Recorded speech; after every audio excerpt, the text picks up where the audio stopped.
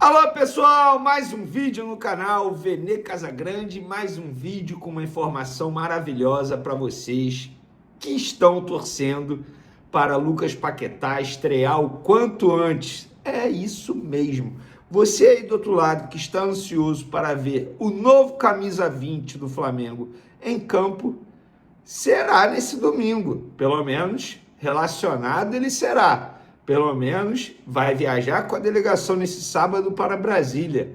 Vai entrar em campo? Como escalar Lucas Paquetá? Tem que ser titular? Nós vamos falar muito sobre esse assunto no vídeo de agora. Vamos também trazer informação sobre o Corinthians. Apurei o provável time do Corinthians para pegar o Flamengo nesse domingo. E o Dorival Júnior está preparando um meio de campo inusitado. A gente vai trazer que time é esse que o Dorival Júnior está preparando pelo lado do Corinthians para encarar o forte time do Flamengo. E lembrando, pessoal, é Supercopa do Brasil, vale taça, vale premiação de cerca de 12 milhões de reais. Ou seja, tem que ganhar, tem que entrar como se fosse uma final, tem que valorizar. Se vale taça, se vale grito de é campeão, tem que dar a vida em campo. E a gente vai trazer todas essas informações no vídeo de agora. Mas agora, para as informações, vamos falar do Paquetá, galera. Porque, embora esse vídeo esteja sendo gravado hoje, sexta-feira, 7h30 da noite, e a gente soltou há pouco aí nas redes sociais, antes mesmo, até mesmo do Flamengo, minutos antes do Flamengo, que o Lucas Paquetá entrou no bid, ou seja, foi regularizado na CBF como jogador do Flamengo e, com isso, está apto para ser relacionado e entrar em campo.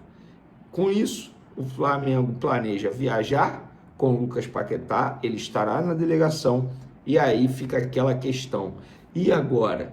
Felipe Luiz tem que colocar o Paquetá de titular? Não, fica no banco como opção, entra no segundo tempo.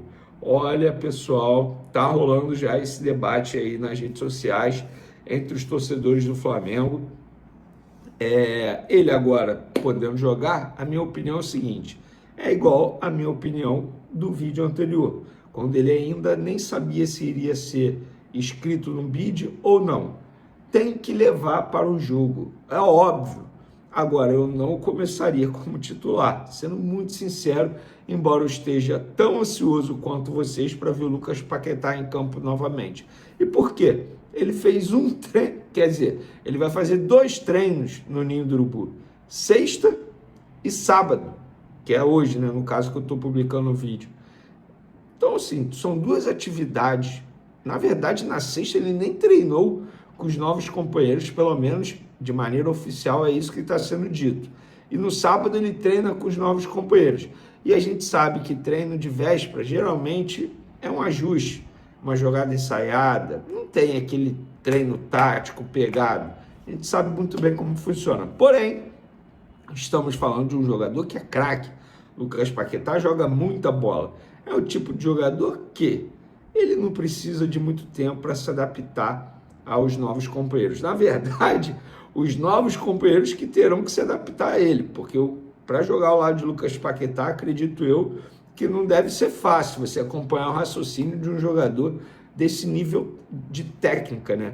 Então, é muito mais um ajuste ali de parte tática, ele entender metodologia de trabalho do Felipe Luiz. Eu, particularmente, deixaria o Paquetá como opção no banco de reservas para esse jogo contra o Corinthians. E aí, na outra quarta, contra o Internacional pelo Brasileirão, já começaria com o Paquetá na equipe titular. E o meu Flamengo ideal com o Paquetá seria Rossi, Varela, Léo Ortiz, Léo Pereira, Alexandro, Jorginho, Pulgar, Paquetá, Arrascaeta. Hoje eu fico muito na dúvida entre Cebolinha e Carrascal, mas vou botar o Carrascal e o Pedro no ataque.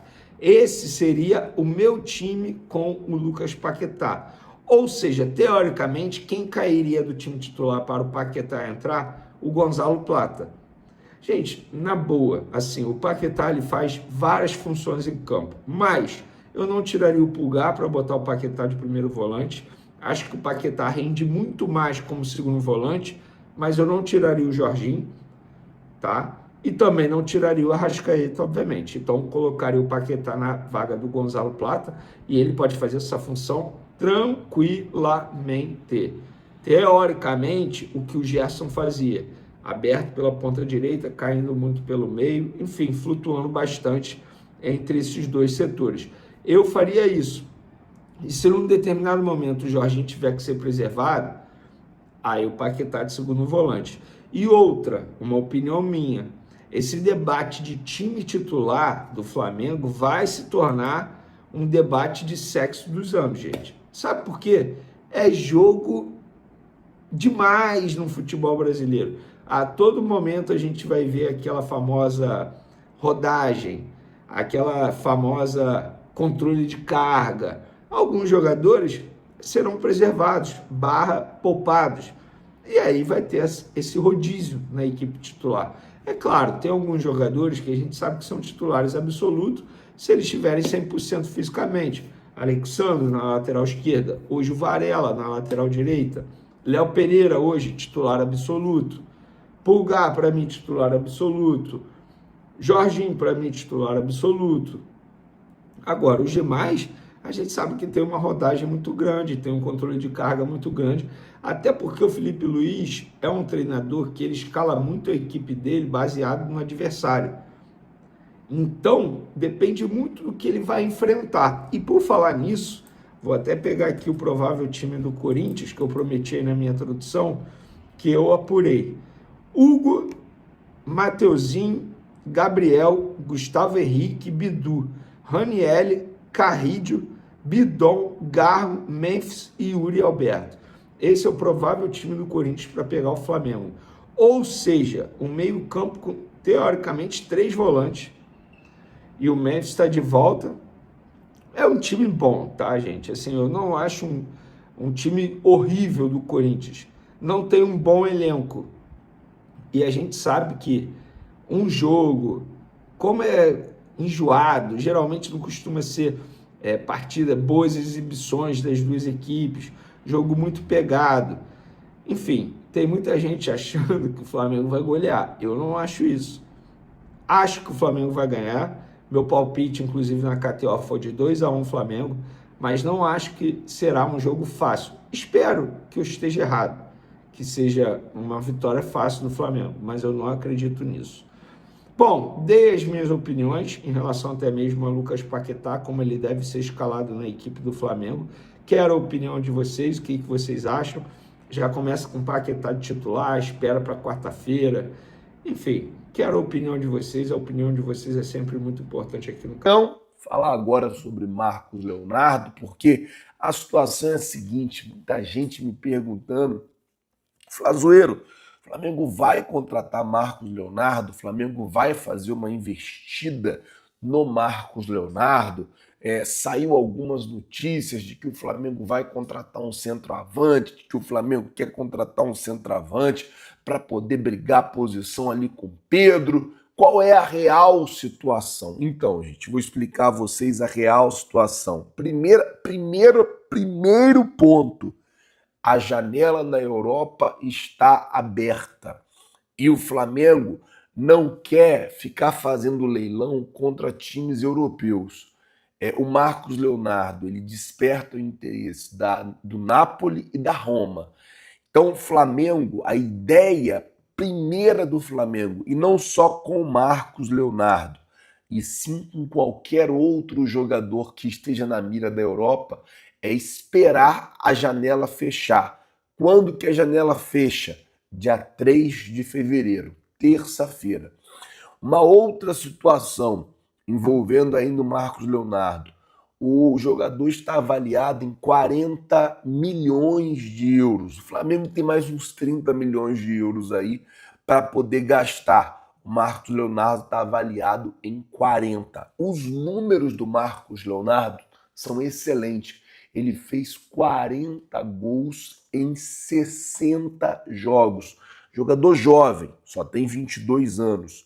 Então, assim, o jogador está dentro do padrão que o BAP quer de contratação. Não quer contratar jogadores acima de 26 anos. O Paquetá foi uma exceção. Mas o BAP não quer contratar jogador acima de 26 anos, porque entende que faz um contrato ali e depois você ainda consegue negociar esse atleta. O Marcos Leonardo, ele é versátil, é um jogador que tem características diferentes da característica do Pedro, o que poderia também facilitar uma negociação. Neste momento, o Flamengo adota uma postura de cautela para não entrar no leilão contra equipes europeias e gastar mais. Agora, depois do dia 3, fechou a janela na Europa, acabou. O Flamengo está meio que livre para poder começar a fazer as suas movimentações com os jogadores que interessam o mercado europeu. E aí não é só Marcos Leonardo, tem a situação do Richarlison, tem a situação de outros atacantes também que estão ali na mira do futebol europeu, tem o próprio Thiago Almada. Então o Flamengo, depois do dia 3, vai estar liberado, porque o mercado na Europa vai estar fechado, e aí para o Flamengo acaba que é mais fácil de fazer essas contratações, porque não tem um concorrente grande disputando. O Flamengo vai ser quase que absoluto ali disputando esses novos reforços. Vamos ver como é que vai ficar a situação, mas falar o fato, o Flamengo não encerrou as contratações. Continua no mercado e ainda quer contratar reforços. Continua no mercado e ainda quer contratar novos jogadores, tá certo?